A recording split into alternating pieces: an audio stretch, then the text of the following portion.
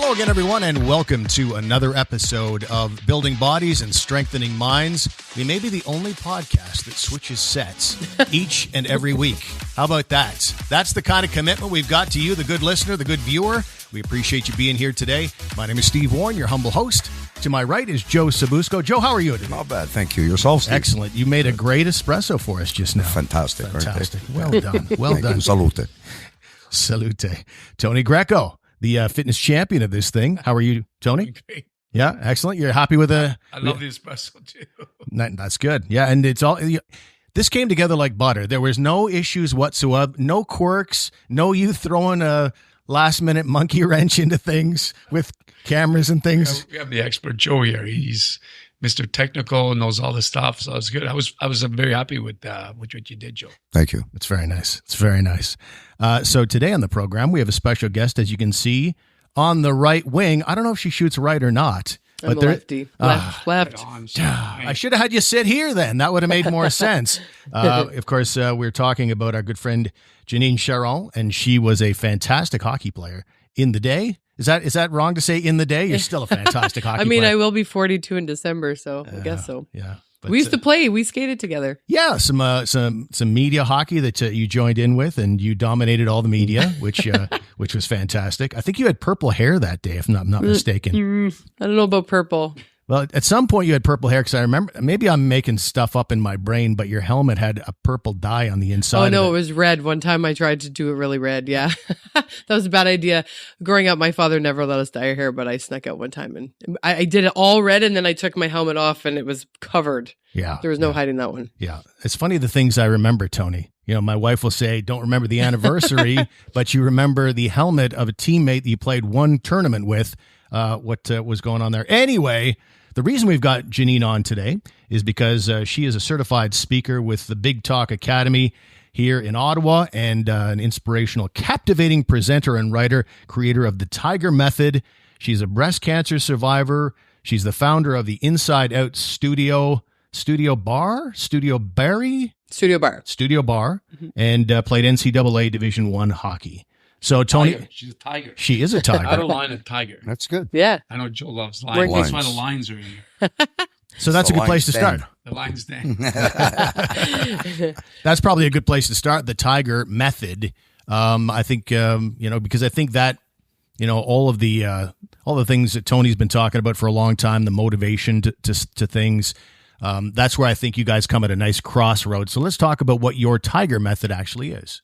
Yeah, I mean, it's a mindset and resiliency development program for competitive athletes. And I think today, and we're seeing a change going in that direction, but I think a lot of times we train the athletes from the neck down. And I know from speaking with Tony over the years, mindset is such a huge part of the game. And even before I went through breast cancer, it wasn't on my radar as much as it is now. I remember sitting down with Tony and he told me about getting into meditation, and I couldn't even fathom meditation at that time. And it's funny. Remember that saying you said to me, Mark Twain?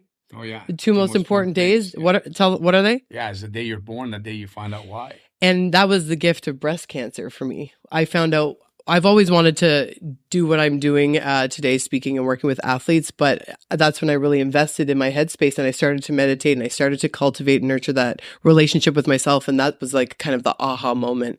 And it was like, we need to help athletes figure this part of the game out, because that inner game is really how they stay consistent. Sure. And we're both passionate about that similar topic. Yeah. So let's talk a little bit about that, Tony. What kind of drew you to Janine? Yeah, well, I love her energy. I'm all about energy, right? And I could feel the energy, and it's all recycled energy. So the thing is, I mean, her experiences say it all. Like, I mean, she's went through hell and back, and people that have gone through that and can share that progress with other people, that says a lot, because a lot of people say stuff, but they haven't experienced it themselves. She has, she's been the athlete. She's been there at the NCAA level. And then all of a sudden she hits these barriers, she gets back. She's a TED speaker. That's huge for people. I mean, I know the sacrifice, because the accomplishments are insane. And now to be able to share this and share with other people, that's really rewarding. So, as a person and as a guy that obviously motivates people, I would love to listen to Janine, because I hear and I feel the energy, you could relate to it. And most people that, hear speak and really, she brings the best out of people because she's been there, she's experienced it, she's been there. And that's the thing with everybody. It's like a lot of people talk, but it's like they haven't been there to share it. They just say it, you know? So being there is one thing, you know? Saying is another, right? She's done both. That's why I love her. Yeah. And that must be. Oh, you're so kind. But maybe she can help Joe out because Joe's hope so. like, the motivation, the positivity, you know, like, I mean, we're all about the mind, Joe. You know what I mean? Something I lack. Is that what you're saying? Not that you lack, but I'm saying like, you know, I don't know, you kind of hit a threshold where like seeing is believing. I think you have to see it, right? Is that what it is? Yeah. Yeah? Yeah. I don't believe in much. I got to see it. I got to touch it. I got to feel it. Tell us the story about your girlfriend when she went to get her, what was it, like her palm read or something? Yeah, they threw me out. The guy didn't want to read me. He says, I can't read you. Because so he my sensed windows it. are black, right? He sensed it, right? The guy must have sensed it, right? That's hilarious. That you were resistant to it, or I don't know. The guy was just afraid when I walked in. I think he saw the second coming of Christ. He told me I can't do nothing for you. Seriously, he threw me out of the room. Yeah, that's probably because you were resisting, I would assume, eh? Yeah, I mean, you can tell someone who's going to be open to the experience. I mean, if somebody, it's like anyone who's coachable who wants to train, you can tell them to the blue in the face what to do to work out or what to read or visualize or meditate or anything. But if they're not willing to meet them and do the work, then so he probably looked at you and said, yeah, Joe's not going to even entertain this. No. Bye-bye. No. And you probably would have ruined the experience for your girlfriend, and then he would have lost all his money. Right. Right? Why do you resist? You don't want to be open minded. Just say that I'm just gonna try and take this advice. Tony, I had to prove myself my whole life. So if I go up to someone and I try to sell them an idea, it just doesn't fly. People need, I always had to prove. So in return, I do the same way. So if you tell me you're the greatest hockey player in the world, I got to see it to believe it. You know what I'm saying? Right. So a guy who's speaking on a stage and trying to motivate. So you like action. You want to see it in motion. Yeah, like what have you, like a lot of speakers speak, and that's what they do. Mm-hmm. But a lot of people that speak hasn't experienced it, just like you said, mm-hmm. right? So I'm that guy that I want to see the experience. This is an interesting topic that I'm curious to know your feedback on, because in the mindset world, you get mental performance coaches that have a psychology background, and then there's a little bit of a crossover and I feel when I get athletes that I speak to, I mean, their parents have said to me, we've taken them to a few other people, but they connect with you because you played. Do you ever get that feedback from people when you do any of these things and it's not, I never would ever try to position myself as like a psychologist of any sort. I have no desire to go down that route, but sometimes I find there's crossover when I do this work, and it's like, where do you draw the line, or how do you know? I find I get so much response though from athletes because they see my jersey. I played in the National Women's Hockey League. I've ran marathons. I've done like a full 2 halves. I've done a sprint triathlon. I wanted to do a figure show. Oh, give me 30 days. I lost 30 pounds and won first place. So there's actionable results to show that it's the pedigree of the person. Exactly, just like right? Tony. Tony's got a lot of followers, a lot of believers because he's got the pedigree. Yeah. Right? But it's important. I agree. It is important. Like, like my athletes, like I'll never tell them to do something that I can't do, and they see it. And because I know the feeling, like you got to be able to feel it to teach it. So there's a lot of times where like they're going through this exercise and it's like, I can see the expression on their face when they start, but I know because I've been there. But like a lot of these coaches, I mean, how could you teach something if you haven't experience it? I don't understand that. Like winning is a big thing, it's like, I mean, we've all won in different areas of our lives, and it's like, how could you teach winning if you didn't win?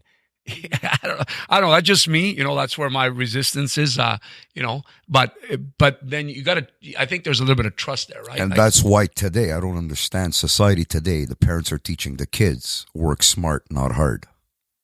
That's why there's nobody working out there anymore. Everybody's trying to make smart money. Right. But smart money comes with hard work.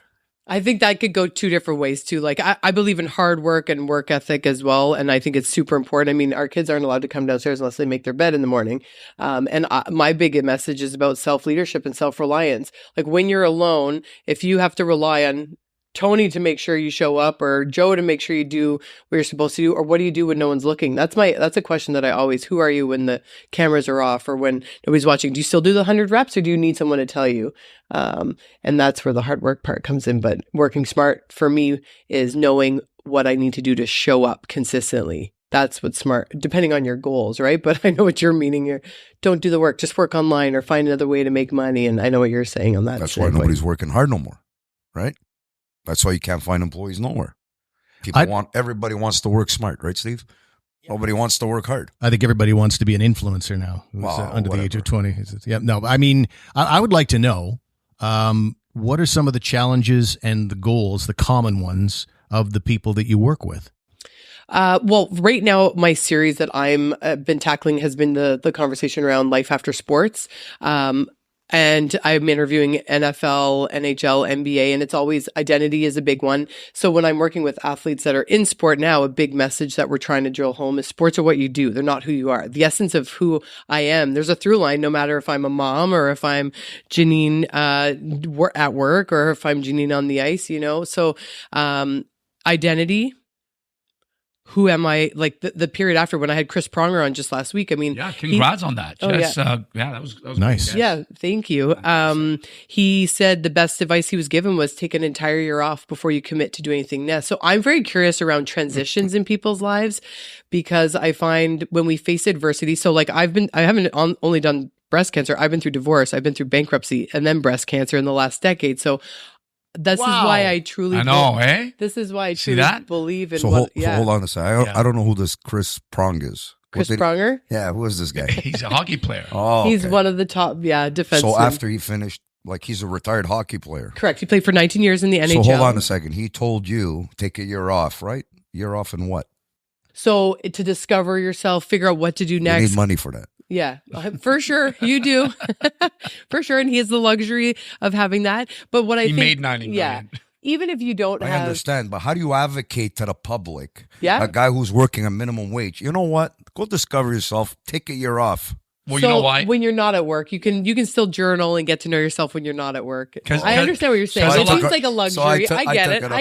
But because a lot of people, see, that's the thing. Like a lot of people, chase the money. But if you be the best version of yourself, all that stuff chases you. And I'll tell you why. Because all these guys that have made it, okay, it's like think of someone, like a race to the finish line up a mountain. So all of a sudden you're very selfish, you're greedy, like I'm gonna be up on that mountain first. So all of a sudden you're up there. Now you look down and like you're alone. You're alone. So it's like, what do? You try to bring everybody up. But a lot of times when you're alone, you stop and think of what you can and what you could have done and the advice you give because you're already there. So this guy here, like he's made whatever gazillions of dollars. What has he got? So he's probably thinking, that was a great message. Say, you know what? Maybe step back, take a year off and do what you really want to do. Like, so you're off to what? He also cultivated that. He's a professional. He knew exactly how to get himself into peak state. Like he talks about when other guys are, talking to fans, he's like, I was intimidating the team, getting into their heads. He didn't subscribe to that. Or he talks about how, if a player wasn't executing to the way they wanted on the ice, well, you're spending half your time on Twitter. You're being paid to play hockey. Why about put some reps in the gym instead to show up? So what, Tony, I'm hearing from you is, what you do behind closed doors gets recognized by the public, but that's what people don't see. They only see the accolades. They don't see the hard work and the reps behind closed doors, right? Which is where I think the mindset piece is everything. That is the difference. That's why, again, like, whether you're a worker, whether you're an athlete, if you come in prepared, ready to, win, because I know winning's not everything, but everybody wants to win and you can't teach that. No. That's a mindset, so. But you can cultivate it through resiliency training, right? Like, so if you add a little pressure every time and someone, like, again, when I went through my divorce, it was like, that felt almost like a mini depression, even though I was the one who asked for it. So, and that was something I had to, or if you're breaking up with the family, I had to overcome that. And then I grew through that. Then you go back to being your happy-go-lucky self. And then you take another risk. I had my studio, our studio, my husband and I, Greg. And then when we had a second location, we just made a wrong decision and we had to build back through that until new owners took over. And then you think, oh, we're on to the next thing. It's like, oh, what else? By the time I was diagnosed with breast cancer, and I'm not downplaying it, I was at the point where I was like, okay, what else, life? okay, I felt like it was game on. All my sport background, everything just prepared me for, okay, well, what do I need to do next? And I remember my friends being like, why aren't you crying? You seem like you should be, like you just were given the cancer. That could be a death sentence, right? And I was like, well, being negative, how is this going to change anything about my diagnosis? It's not so I could wallow. Obviously, you have emotional moments and it's scary. I'm not downplaying that at all. But the way I navigate that, I attribute it to everything I had gone through up till I was 38 when I was diagnosed. And that set me up to tackle that. And that's why I'm very passionate about when someone, or even though I don't have a psychology background, I've got 41 years of experience of having to overcome my own stuff, right? Yeah. And that's what, for sure. Do other people's issues seem small to you with all the adversity that you've had to face? Because I just think, and I wonder, does it help you in your job knowing everything you've gone through? Everybody else seems so solvable compared to the adversity. I think we're always like, I'm a lifelong learner. I think when I see somebody stressing over something that to me seems small, it just shows me where their growth is at personally. And if once we take their blinders off and they understand their triggers, their boundaries, or where they've been showing up or not in their life, they'll evolve. And the stuff that they were doing that drove you nuts, they'll start to stop doing. Like you'll notice when you grow, something that triggers you now, if you've done the work to try to understand, why does this trigger me? Where does this come from? Like, is this actually my opinion of myself? Or is this from my parents growing up? Something they said to me over and over became my external words, became my internal words. And then it was like my guiding light going through life. So then it's doing that self-awareness piece, and that's everything. And we talked about this when we talked about meditation. Once you become self-aware, then you can self-observe. And then when you self-observe, you have to give yourself a lot of self-love, and then you start to self-master. But I don't think I definitely think people sweat the small stuff for sure. But I never coming from a place of judgment, because I'm always curious of like, oh, I wonder what they're really struggling with, that they are seeing it this way. Or maybe they didn't have an upbringing or a coach that was fed into them a positive mindset of some sort where they could cultivate and nurture that relationship with themselves to be able to see their obstacle as, just a character developing day or whatever. I say we've got good days or we've got character developing days, right? But I didn't come out of the womb saying that stuff. I'd like to say I did, but that is so true though, because you know what? That's like when you absorb it, like, and you could deal with it. It's all everything stems from the mind. It's not easy, but people do need to take action and start strengthening, because it's like a muscle, right? If you do some bicep curls over the course of 3 weeks, you start to see your bicep, you see it, you feel good about it. So the mind, I'm looking at his muscles as he's doing like that. That's why we're so passionate, because people don't, like sometimes they think, okay, these guys are kind of weird, they're talking about, but people, I think, forget how powerful the mind is. And if you could, just work it over and over. I mean, of course, we're gonna have bad days and stuff, like Janine said. I mean, I'm sure she's had crazy bad days, but I think if it wasn't for her mind, I don't know where she'd be, because I know I've talked to her, and I know going through the process, like this girl is like, I mean, she's a warrior, because not most people would not be able to handle that. So, if you start working that mind, you'll be able to deal with obstacles that hinder your positive growth, right? Joe, you've had probably some bad runs in your existence. Shake your head, Joe. Shake your head like this. You must have what's in that never, mind. No. Come on, Joe. What my life? Get out, Joe. You're full of what strategies? You're perfect. What strategies have you used in the past perfect, when you go on a bad run? Calls Tony. Oh no, this guy doesn't need me. No, this guy. Tony's the last guy I call. I know. He'll put you in your place. He's too playful. Like everything's just playfulness for him. I'm a nice guy. Yeah, you're a good person. That's why I love you. But yeah. But what's in that mind of yours? That's not much. Not much these days. I'd be curious. How you said you've spent your whole life having to prove yourself. Yeah, of course. What is there like a voice? Like, is there a saying? Because for me, growing up, psychologist. No, I'm not a psychologist. I'm not. I'm just curious. If you go to Royal, you'll probably see my psychologist there at the Royal. He's taking a room right now. He's checking in. Give it to him. Do you like? So for me, I've always had in the back of my head, like, I'll show you. Like when if anybody if somebody says I can't do something, immediately my brain is like, oh yeah, like, and I love my dad, but he was like, there's no offense, Janine, I love what you're doing, but I don't know that you'll get Chris Pronger on your show. See? I was like, really? Watch me. And that wasn't an ego thing trying to get him on. I was really curious to have his input on the conversation, but I've been told no from some of the closest people in my life, and it fuels me like no other. Really? You think I can't do that? Is that natural, or was that fostered by sports? I truly believe I started they say at a young age, we make a decision, like depending on your experiences, and you've got this one commandment that really drives everything you do. And mine that I figured out as a young age was like, watch me, I'll show you. And then I just drove everything. So that's what I'm the same person. You're trying to prove yourself. So at 3 years old, I'll never forget. Yeah. My dad says, "Don't touch that hot stamp," and that hand went right on that hot stamp. So you're the curious one. You want to go where everyone says not to, right? And when people tell me no, that's when I that's get a green yes. light.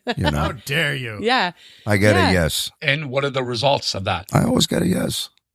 Yeah, that's good. Well, it's good to be the positive. Results, Tony. I mean, it's like you work out, you get results, right? Well, I like her. Like people, I remember when my gold medal, I knew there was a lot of people who are like, yeah, this guy might win a bronze, but he's not going to win a gold. There you go. I trained twice as hard. Like that's why I can relate to it. It's like, oh yeah, watch me. Like I'll friggin' go through anything. And that's the power of the mind. And if someone stays around, like what does Denzel Washington say? He says, you hang around a barbershop long enough, you're eventually going to get a haircut. I started my T.I.G.E.R method in 2010, and you go in and out of, for me, you have kids, you have a family, you have a business. I moved from Texas back to Ottawa. So I was dipping in and out of doing some work with this stuff. It was only after my breast cancer that I was like, you know what? I'm not going to wait I'm not putting this on the back burner anymore. And I really got to work. And that consistency of showing up daily, and that's what my TED Talk is all about. Life's currency is showing up. That has been everything. I truly believe life shows up for me because I show up for it. My friends show up for me because I show up for them. Life shows up for me because I challenge myself to learn new ways of thinking or develop new skill sets. Now the world just changes, right? Because your perspective changes and you evolve and you grow. And that's why I truly believe in my heart of hearts, life's currency is showing up. And for you, it's the same fitness. It's the same, any pro athlete knows what it takes day in and day out. And that's a mindset. You can flex how many times, my husband, we joke about this because he really dislikes running.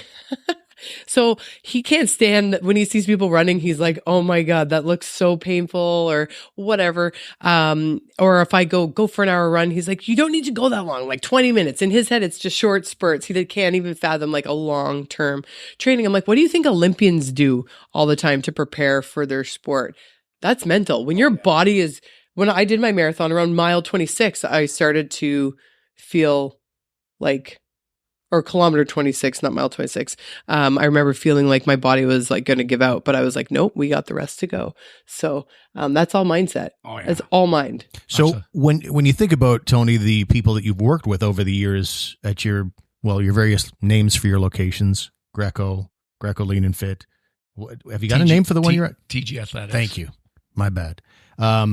So the clients you've worked with over the years who've really made some massive changes, do they share kind of a common mental strength, the kind that Janine's talking about? Yeah, you see it like as a coach, just being around, so many years, even in their progress, right? It's like, I'll give you an example, let's say you do like a set of 5 repetitions, right? Well, let's say you jump over a hurdle and you kind of let the hurdle fall. Well, a guy that doesn't have the right mindset won't do it again, right? A guy that has the right mindset will place it again and redo it. You know what I mean? But these are just little things that we see, and you see that more and more. And that's why you can tell just from the body language, the performance. It doesn't make them bad guys. It just shows who has the strong mindset, of that never give up, those famous words of Winston Churchill, right? So it's crazy how some of these guys, like, you could just see it. Like, you just know that guy has the right mindset. That's the common language. That guy's got the right mindset. That guy's not, because it's just what they do. What people do, that's why there's, winners and losers, you know what I mean? And it's like winners know who they are and what they want and how to get it. Losers always kind of tend to, always say, they always blame other people. Oh, it's not my fault. Well, whose fault is it? Mm-hmm. And as athletes, right? You have a family, you've got kids, you've got broken up with a girlfriend or a boyfriend, and you've got to show up. And I think about this when I was going through my bankruptcy, I didn't even tell some of my closest friends or family. And I'll never forget, Inside Out had a full class. new owners took over in 2019, so we don't have the studio anymore. We had it for 7 years, but I was crying in my car and I had a full class to go in and teach, but I always believed, I'm a break in their day. Our studio mantra was people rarely remember what you say, but they always remember how you made them feel. The last thing I was going to do was have 20 people come in for a class and I'm, deep in my shit. And so I wiped my tears, went in, put on a happy face. I did what I was professional. I executed on what they paid me to do, and then went back to my car and was crying. And it doesn't mean that you have bad moments behind closed doors, or you don't go through grief or sadness or have moments of despair. It's just when you need to show up and you need to be professional. That's what separates the winners, I do believe, from the people, the good to great type analogy, right? Well, you've been there. Look at how many fires you've put out in situations where your guys are out there, your sales guys, and you have a bad deal, and then all of a sudden they're friggin' panicking the client. And the bad deal becomes a good deal. Yeah. Always find a solution. You were great That's at a that. mindset. It's never a problem. There's always a solution. Yeah, and you got good strengths on just making everybody feel chill. When people just jump all the time. Oh yeah. Well, until I lose my shit. Yeah. So, like, for how old are you? 34. No, but like, can you pick a key age when there was a major transition year for you that really stands out, where you really had to take a step back and challenge yourself mentally? That I found when the gift of breast cancer again was I really realized I've been muscling my way through my entire life because I was such a great athlete. I could get away with it. If I needed a little tap on the back, I just give myself a fitness challenge. And then guess what? I got all this external validation. And that was the script that I had to rewrite for myself, is I had to take a step back and be like, okay, but where's the internal validation coming from? You're so used to getting that stimulus from being an athlete. But for you, I mean, and you've had to overcome different challenges, but even probably leaving sport, when was like a year that you really had to stand back? I think for me, it was just the transition between football and the martial arts. And I think that's why like the martial arts was the beginning, because since I came from Italy, my buddy just threw me out in the football field. I didn't even know what football was. I mean, in Europe, it's soccer. Here, you're throwing a brown ball around and you're getting friggin' hammers with equipment, right? So, 5 years of age and I just had a visual of you running down a field in football gear, kicking a soccer ball. But playing that all my life and then transition into the martial arts. Yeah. That's why, like, I love the martial arts. After I won my gold medal, I said everybody should experience this. It's not just for the elite, and that's why, like, my sport was martial arts, but I'm sure any athletes that play their sport, because it's the experiences and the feeling that you encounter when you're doing the drills, when you're like competing, when you're like. But when were you really down? Because I find it's harder to pull out of male athletes, I find, than female athletes. Yeah. But when was there a time when you really stepped back and was like, is this really what I want to do with my life? Or where am I going with this? What's the direction that I'm taking? Yeah. The thing that sticks with me is that I was competing on a national level in martial arts, and I never won as a black belt. I didn't win until I got to my black belt. Like, because the thing is, you have to like fight your way up to it. So that was the moment when I got to my brown belt, I wasn't winning. I'm like, this is it. Like, I felt like shit because I was working my bag off and I just wasn't winning. So I was getting, beat up all the time. Like I'd place like 4th or 5th, and that's not good enough because you have to be in the top 3 to get rating. And then once I got my black belt, I started winning. So it's that transition.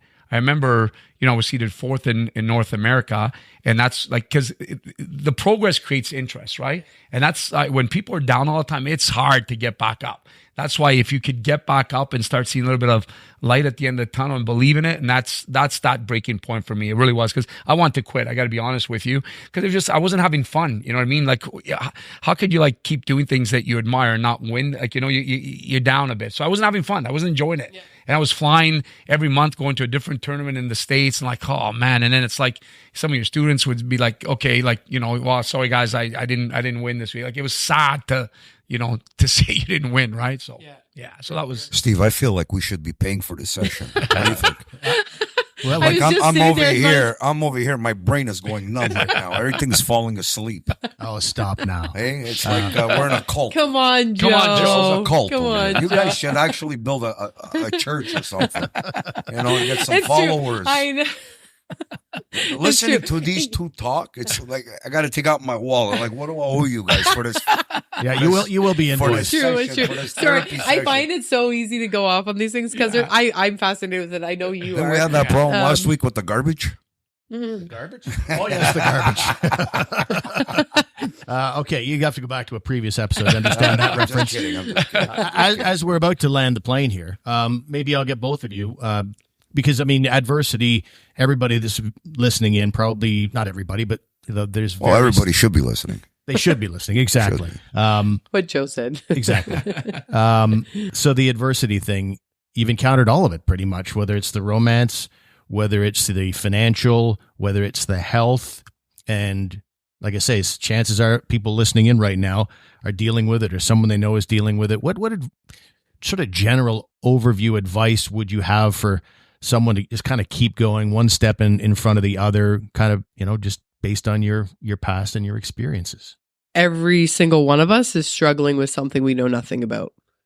Absolutely, hands down. And I think as a society, we've kind of gotten cold and we don't open doors for anyone anymore. And we don't wait a little bit to let somebody in. Everyone's in a rush and it's go, go, go, me. And I think we need to take a step back. And that's where this work makes you very self-compassionate, because it takes time to unravel why you're controlling or jealous or keep messing up and doing. I always felt like, why do I always have to learn the hard way? I did the same thing for 10 years. That was always me until I kind of took a step back. And we are all struggling from something no one knows anything about. And, the whole saying, don't judge a book by its cover. That's the same for people and their minds. And if we could just give each other a little bit of space or compassion to mess up and be okay with messing up, and as long as they're putting in the effort and showing up and showing that they want to work hard. And I think compassion is gone to the wayside a bit in our society today. Tony, same kind of question. I mean, the people are from a fitness perspective, it's Tony Greco on the show, so there's a lot of people here probably thinking, okay, I lose weight and all that stuff. What advice would you have for people who want to make turnarounds in their life? Well, I think the first thing I see, I'm just going to share some of the people that I see on a regular basis. I think a lot of people are lost in thought. I think they have the capability of doing better at what they're doing, but they're just lost in thought, and their thoughts affect their state. And I see that because it's like, if you're like, look at a prime example. When Janine came in, did you not have a good vibe? And everybody, she doesn't even know Joe, but it's like, Joe's my best bud now. But so it's just, that's like the vibrant and the energy, right? Because you're in the moment and, you feel positive. So everybody's got the ability to do that. The problem is that a lot of people are lost in thoughts, and their thoughts affect their state. So you have to kind of step back a bit and try to be happier, because I agree with you. Like, people are just, they've lost that, try to be happy with yourself, and then you could share that with other people. And it's tough because a lot of people are unhappy, and I can understand why too. I mean, I'm not saying I'm perfect. I've had my unhappy days too, but Joe, any final thought? Yeah, I think the problem with people is that they worry about the guy next door. Yeah. Oh, yeah. What is he wearing? What is he driving? What kind of a house is he building? Keeping up with the Joneses. Yeah, just do that's your exhausting shit. And you know what? Take care of yourself and be happy. You have $1, you have $10, you have $100. Who cares? That's tough to do, though. But you're right. Especially right. electronically with all the social media. Everybody's comparing themselves to everybody at their best. Well, we upgrade our technology, but we don't upgrade ourselves. Like, that's backwards, right? You know what we should have done? COVID, they should have just shut down all this stuff. Yeah, rather than trying to keep all the media, they should have just shut down everything, and nothing exists except for electricity. You see, the world would have changed. Families were together, right? They couldn't go anywhere, right? So I think technology is too much for people can handle. We see too much out there, I find. Yeah. The podcast is still on technology, but except for podcasts. Except for this, make sure you tune in at home. Your T.I.G.E.R method. Yeah. What's the first thing? That's a lion. Don't point at a That's lion. a tiger. That's a lion. No, yours is a lion. Mine's a tiger. Oh, okay. I'm sorry. T.I.G.E.R method for See Joe. what I'm saying? The brain went numb. You barely got a tiger shirt on. That's okay. I wore it for you. Yeah. Tigers and lions. What's the first thing that you would work with Joe? Nothing. She can't do nothing. Nothing. He's super fun. I don't know enough about him, so I have no comment. I don't know enough, and I think that's another thing too. We throw around. We're so quick to judge people, and it's like Thank you. You don't know me from a hole in the wall. Just in this one instant, you made a snap judgment. I wouldn't even be able to say because I haven't spent enough time with him. So Thank you. Smart. yeah. Unlike you, Tony. Well, no, You judged me the day you met me. that's not true. Well, I can judge Janine today, and she's fantastic. She's bright and Absolutely. energetic, and she's been a treat to have here today. She once fed me a perfect pass to the far post, one of those ones you just have to put your blade down. And I still got to get on the ice with her. Like I'm just getting back. on. I had 6 surgeries through breast cancer, and I put on 30 pounds. So maybe you could help me learn to lose 30 pounds first, and then I'll go back. It's called the on T-Rex diet. That's the next book. So, yeah. Well, thank you so much. Anything we can direct people to on your behalf? Like anything to plug? JanineCharron.com. But honestly, I'm just happy to be here as a guest. There's no expectation here. So if you want to check me out, feel free. If not, enjoy the chat. But yeah, I'm just happy that I was a part of it. So thank you. It was great. Yeah. Awesome. Now, Thank you. how do you think Gino's going to react now that we have a permanent replacement for Gino? Is he going to be okay with it? He'll be happy to have more time to do what he wants to do. All right, ladies and gentlemen, thank you very much for being with us today here on the podcast, and we shall talk to you next time.